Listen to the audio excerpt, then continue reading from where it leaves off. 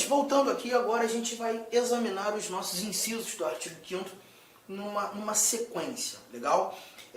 Vamos olhar para os vários dispositivos e vou começar pelo inciso 1º.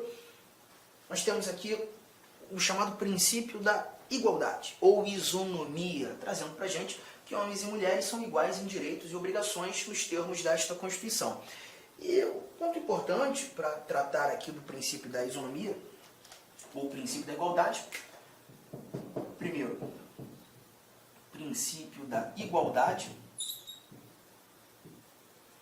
ou também chamado de princípio da isonomia, é simplesmente avaliar nesse cenário, e quando tratando da isonomia, da igualdade, esse princípio ele vai ter duas vertentes, né? É importante lembrarmos da igualdade formal e da igualdade material. Também pode ser chamada de igualdade real, igualdade substancial. E a diferença é muito tranquila. É lembrar que a igualdade formal é a igualdade perante a lei, né? É aquela igualdade que se revela justamente na garantia das várias liberdades, direitos, proteções. Por exemplo, eu tenho liberdade de credo religioso. Você também. Nós gozamos dessas liberdades de maneira igual. Eu não tenho mais liberdade de credo religioso do que você, ou você tem mais do que eu. Na realidade, nós temos essa liberdade garantida em lei a todos de forma igual. Essa é a chamada igualdade formal. A igualdade em sua melhor semântica. A igualdade que evidencia a efetiva simetria, a efetiva semelhança. Todavia, a igualdade material, ela já parte para um campo de subjetividade. Porque na igualdade material, nós vamos precisar dar um tratamento diferenciado para um determinado indivíduo, para que esse indivíduo alcance, para que tenhamos, né, não um indivíduo, mas para que nós alcancemos um resultado de justiça social. A ideia da igualdade material, ela exige um tratamento diferenciado para igualar. Isso é um tanto quanto estranho, né? Bom, é porque eu não sei se aí da tela você consegue ter noção que eu não sou uma pessoa provida de muita altura, né? Eu sou baixinho pra caramba. Fazer o quê? Eu tenho ainda, assim dizer, 1,66, né? Porque a gente sabe muito bem que quando a idade vai avançando, hoje eu estou com 39 anos, a gente vai diminuindo um pouquinho de tamanho, né? Espero que isso não aconteça comigo, porque senão eu tô ferrado, né? Mas imagine você o seguinte, aquele muro, né, de 1,90 e provavelmente a gente tem alguém aí, né, que goza dessa altura, e aí tá lá aquele meu amigo de 1,90 olhando o que está acontecendo por trás do muro, e surpreso, e sabe, aquelas interjeições, caramba, que não sei o que lá no Rio de Janeiro a gente costuma falar o caraca, né? Caraca. Eu não sei como é que aqui no Mato Grosso esse caraca é utilizado, mas lá no Rio Grande do Sul, eu estou muito por lá também, um local que eu gosto muito de trabalhar, né? Lá no Rio Grande do Sul eles falam bah, tem o mesmo valor semântico do nosso caraca. E aí, se você está assistindo essa aula em casa agora, vai lá no Instagram, né? Procura o professor.arturdamasceno, prof.arturdamasceno, e me mostra, Arthur, estou vendo o teu vídeo aqui agora. E já que você não sabe como aqui no Mato Grosso a gente mostra essa interjeição de surpresa, né? É dessa maneira. Aí você me avisa, me fala que eu já vou guardar. Aí tá lá, olhando aqui, meu Deus, o que está acontecendo? E eu passo assim, eu falo, gente, rapaz, o que você está fazendo aí? O que está acontecendo? Aí ele vira para mim e fala assim, vem ver.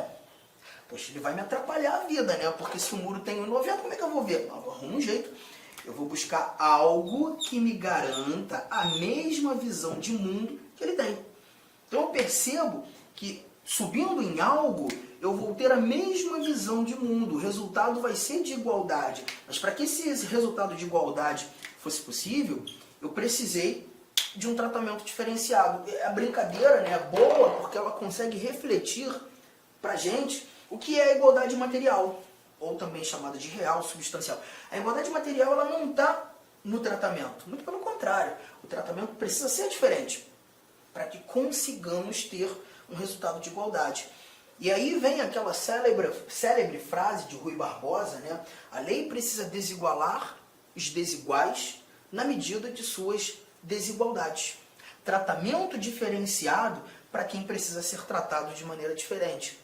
E a finalidade desse tratamento diferenciado é encontrarmos justiça social. A igualdade material, ela se refina nessa circunstância. Você tem aí, né, várias questões nesse sentido. O processo de cotas, inclusive para concurso público. Você tem eventuais bolsas do governo, que são ações afirmativas, como agora o Auxílio Brasil, né, o recente benefício. Questões relacionadas à assistência social, né, os benefícios da assistência social são destinados a quem necessita, independentemente do indivíduo ter ou não contribuído. E aí a ideia é justamente garantir a igualdade material. E é justamente o que a gente mata aqui nesse nosso inciso primeiro. Vamos avançar. Inciso segundo, ele já traz pra gente, vou até deixar aqui já um pouco das anotações, ele traz pra gente o chamado princípio da legalidade.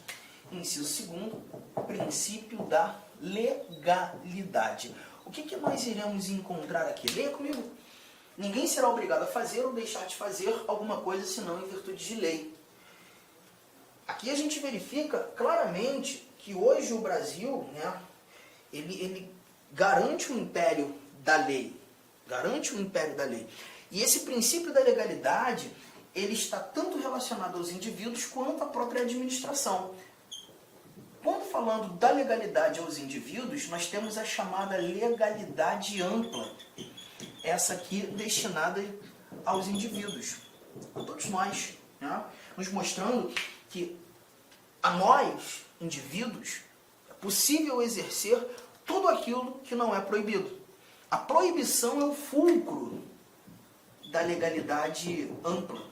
É o fulcro da legalidade ampla. Então, se não é proibido, é uma liberdade que eu tenho. Vou fazer.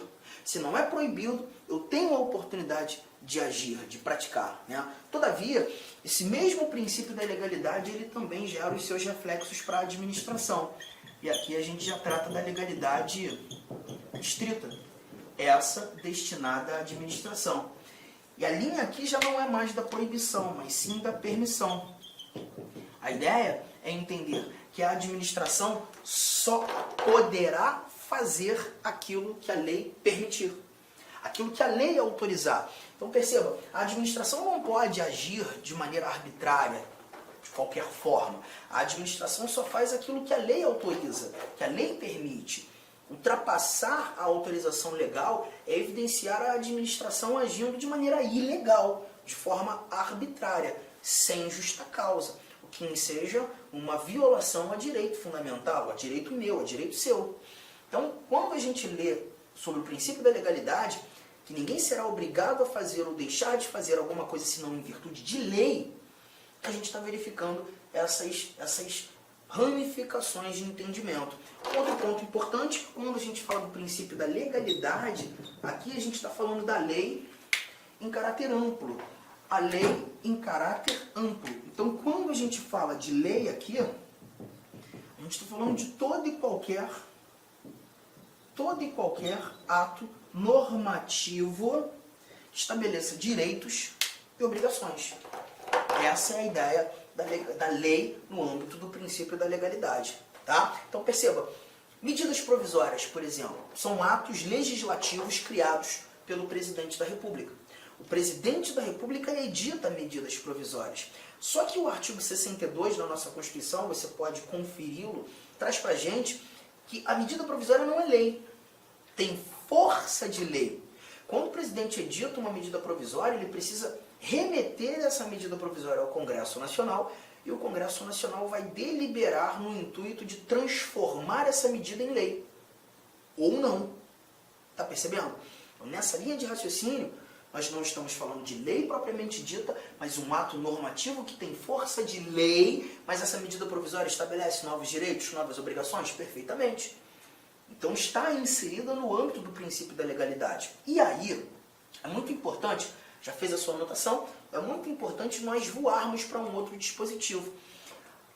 Lá no primeiro bloco nosso, estudando direitos fundamentais, nós discutimos esse inciso aqui, ó. Cadê você? Tá aqui. Nós discutimos esse princípio aqui, o princípio da irretroatividade da lei penal. Princípio da irretroatividade da lei penal. Você já o tem em seu caderno. Inclusive, o trouxe quando a gente estava conversando e apresentando exemplos sobre as chamadas normas de eficácia plena. A lei penal não retroagirá salvo para beneficiar o réu. Você está lembrando? Só que o inciso 39, ele diz para a gente o seguinte, ó, que não há crime sem lei anterior que o defina, nem pena sem prévia cominação legal. Engraçado, quando você está estudando direito penal, é muito normal os professores apresentarem essa mesma literalidade aqui, essa mesma informação do dispositivo, inciso 39, com o princípio da legalidade. Mas eles costumam dizer princípio da legalidade penal. E essa mesma informação é nada mais nada menos do que o artigo 1º do Código Penal, né? Mas aqui no âmbito do direito constitucional, nós constitucionalistas costumamos apontar esse princípio como o princípio da reserva legal, e não o princípio da legalidade. A legalidade, para a gente, é justamente aquele dispositivo que versa aqui. Ninguém será obrigado a fazer ou deixar de fazer alguma coisa senão em virtude de lei. Já conversamos. O 39, princípio da reserva legal. Princípio da reserva legal. E por que chamar de princípio da reserva legal? Porque aqui a gente percebe que não há crime sem lei anterior que o defina, nem pena sem prévia anotação em lei. Quando eu leio lei aqui, a gente não está falando de qualquer ato normativo. Lei, nesse cenário, é lei propriamente dita. Nessa linha de raciocínio, uma medida provisória, que é um ato normativo com força de lei, mas não é lei, mas estabelece novos direitos, novas obrigações. Uma medida provisória não pode definir o que é crime. O presidente da República não pode criar uma medida provisória, editar uma medida provisória e nela estabelecer uma conduta como criminosa. Porque para tratar de crime, para determinar conduta como criminosa, ou até mesmo discutir sobre pena, isso só pode ser previsto em lei propriamente dita. Ou seja, esse assunto, tratar de crime, ou de cominação legal para definição de pena, isso só pode ser previsto em lei propriamente dita. Um assunto foi reservado para ser trabalhado em lei propriamente dita. A lei aqui não tem caráter amplo. A gente não está falando de todo e qualquer ato normativo. A gente está falando de ato, lei propriamente dita, precisa discutir esse assunto. Você está percebendo a diferença entre o princípio da legalidade e o princípio da reserva legal? É nessa linha de raciocínio. Quando tratando, de novo, lá do nosso inciso 2º, deixa eu voltar aqui, o nosso inciso 2º, está na tua tela. Ninguém será obrigado a fazer ou deixar de fazer alguma coisa senão em virtude de lei. Lei aqui em sentido amplo. Todo e qualquer ato normativo. Mas quando o Constituinte definiu o princípio da reserva legal, e não há crime sem lei anterior que defina, nem pena sem prévia anotação nessa mesma lei, é lei propriamente dita. A lei em sentido estrito. Tudo bem? Tranquilo? Então vamos avançar. Aqui algumas leituras simples que a gente faz. Inciso 3º, trazendo para a gente a vedação à tortura. A vedação à tortura. Ninguém será submetido à tortura, nem a tratamento desumano, degradante, não há exceção. Não há exceção. Então, nesse caso, nós verificaremos a tortura como um ato vedado. E nessa linha de raciocínio, inclusive, interessante nós lembrarmos de uma súmula, né? A súmula vinculante 11 do Supremo Tribunal Federal. A redação da súmula vinculante 11, ela diz que o uso de algemas, por exemplo, né, tem caráter extremamente excepcional, quando a integridade física do indivíduo ou daqueles que ali efetuam a prisão, ou até mesmo uma possibilidade iminente de fuga, né, é deflagrada. Aí a utilização de algemas, porque se porventura a utilização das algemas ocorrer de maneira arbitrária, sem nenhum tipo de justa causa, pelo simples fato de querer algemar, isso a gente deve entender como um tratamento degradante, tratamento desumano, até mesmo a ideia de tortura, né? Então, é vedado, e a súmula vinculante ela vem justamente para alinhavar. Inicialmente eu gostaria de pedir licença para vocês, pois interrompi seus estudos, mas este vídeo é um vídeo demonstrativo para você conhecer os nossos processos.